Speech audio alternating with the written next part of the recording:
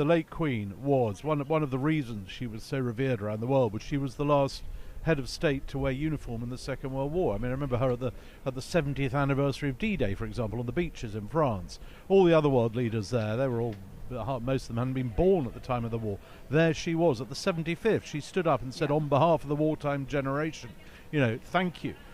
So she was very much of that age, of that generation. Yeah. And I think her passing, a lot of people wondered, how could we sort of summon up, if you like, that emotion, that poignancy without her? But I think today has shown that we can. But how do you think the younger members of the royal family will carry on that legacy? Particularly, we're lucky enough to have a lot of veterans with us here today.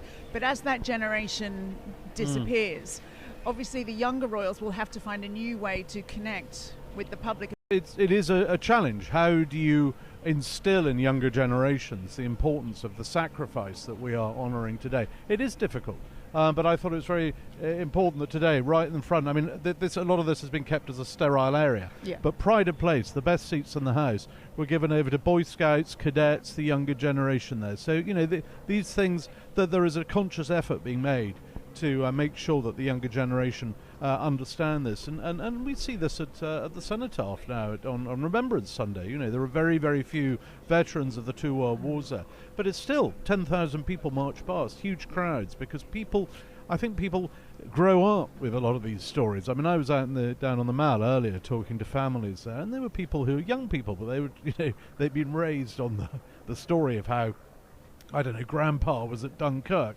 or great auntie was narrowly avoided a doodlebug. These are sort of parts of family folklore. So I think all that's sort of coming to a head today, and right around the country. I mean, we'll have viewers watching from all over the country, all over the world, who will feel a connection with V-Day, even if they're not here, even if they didn't have anyone serving in the armed forces. They will have that sense that this was the moment that the world changed forever.